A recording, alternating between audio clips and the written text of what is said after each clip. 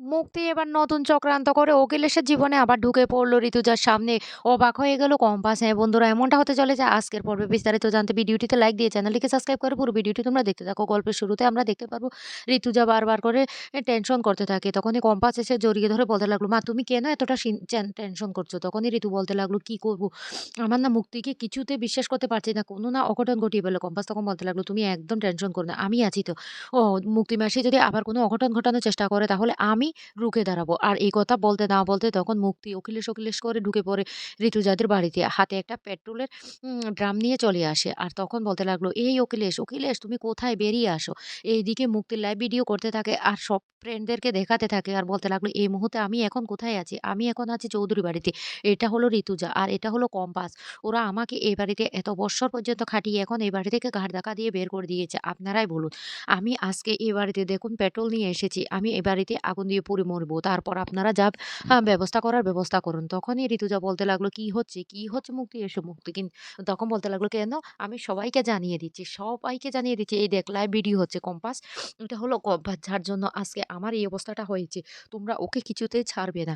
তখনই কম্পাস বলতে লাগলো, "এটা কি শুরু করেছেন মুক্তি মাসি? বন্ধ করুন লাইভ ভিডিও।" কিন্তু কিছুতেই মুক্তি লাইভ ভিডিও বন্ধ করে না। আর বলতে লাগলো, "অখিলেশ তুমি কোথায়? তোমরা কোথায় লুকিয়ে আছো? এখনো এই মুহূর্তে নিচে নেমে এসো। না হলে কিন্তু তোমার অবস্থা খারাপ হয়ে যাবে। তুমি এখনই এসো।" তখন ঋতু বলতে লাগলো, "কম্পাস এবার কি করব? কিছুই তো বুঝতে পারছি না। মুক্তি তো এদিকে লাইভ ভিডিও করছে। কি হবে?" কম্পাস তখন বলতে লাগলো, "দাঁড়াও মা, দেখি না কি করতে পারে।" এদিকে অখিলেশ তখন উপর থেকে নিচে ছুটে আসে আর এসে বলতে লাগলো, "কি করছো মুক্তি? এসব কি করছো?" মুক্তি তখন বলতে লাগলো, "কেন? কি করছি?" ঋতু তখন বলতে লাগলো, "অখিলেশ দেখো না, দেখো ও আবার কিভাবে বাড়াবাড়িটা শুরু করে দিয়েছে। দেখো।" তখন অখিলেশ বলতে লাগলো, "এটা কি শুরু করে দিয়েছো মুক্তি? এটা কি? তোমার হাতে এটা পেট্রোলের ড্রাম কেন?" এই বলে পেট্রোলের ড্রামটা কেড়ে নেয়। কিন্তু মুক্তি তখন বলতে লাগলো, "কেন?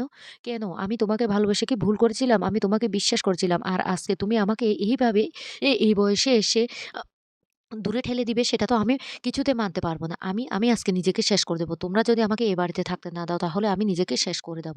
তোমাদের বাড়ি থেকে দূরে থাকা মানে আমি এমনিতেও তিলে শেষ হয়ে যাওয়া। তার থেকে বরং ভালো এই পেট্রোল দিয়ে আমি পুড়ে মরে যাব।" তখনই অখিলেশ বলতে লাগলো, তুমি কি পাগল হয়ে গেছো মুক্তি? এটা তুমি কি করছো? কি করছো?" মুক্তি তখন কান্নাকাটি শুরু করে আর বলতে লাগলো, "আমি তোমাকে অনেক ভালোবাসি।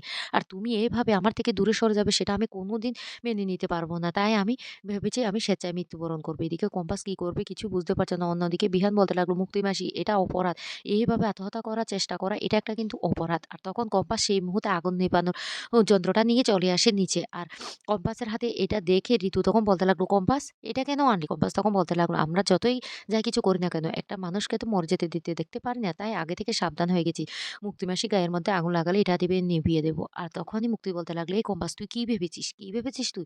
তুই ভেবেছিস আমি এখানে নাটক করার জন্য এসেছি? সেজন্য তুই সবাইকে এটা বোঝানোর চেষ্টা করছিস? আসলে আমি এ বাড়িতে এসেছি নিজেকে শেষ করে দেওয়ার জন্য। আমি আজকে নিজেকে শেষ করে দেব। যদি আমি এ বাড়ি থেকে কেউ আমাকে এই বাড়িতে গ্রহণ না করে তাহলে আমি নিজেকে শেষ করে দেব। আর বিহান তোকেও বলে রাখছি আমার মৃত্যুর জন্য তোরা সবাই দায়ী হবি। কারণ তোরা আমাকে এভাবে অপমান করে বাড়ি থেকে তাড়িয়ে দিতে পারিস না।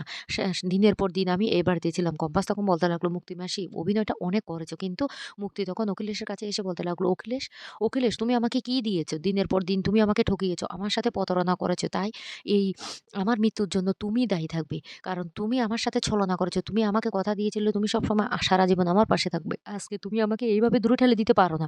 অখিলেশ তখন বলতে লাগলো, "মুক্তি তুমি কি পাগল হয়ে গেছো?" মুক্তি তখন বলতে লাগলো, "হ্যাঁ, পাগল হয়ে গেছি। আজকে তুমি এভাবে ঠেলে দিয়েছো আমাকে দূরে। আমি সেটা মেনে নিতে পারব না।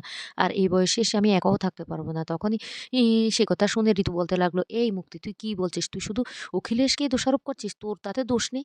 এই যে সেনাপতি তোর ছেলে না সেটা তো প্রমাণ হয়েই গেল। তাহলে তুই কি অন্যায়টা করেছিস? তাহলে ওই ছেলেটা কার?"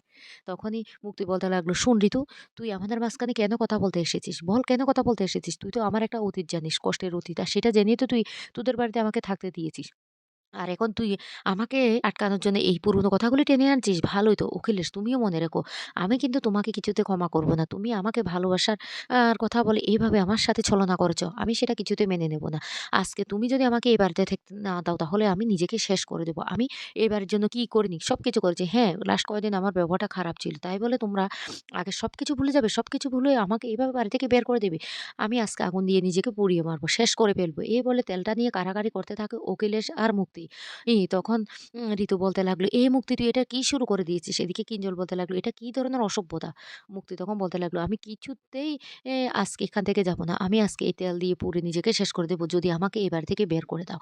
অখিলেশ তখন বলতে লাগলো, "মুক্তি, মুক্তি তুমি এটা করতে পারো না।" ঋতু তখন বলতে লাগলো, "এই মুক্তি এটা কি ধরনের বাড়াবাড়ি হচ্ছে?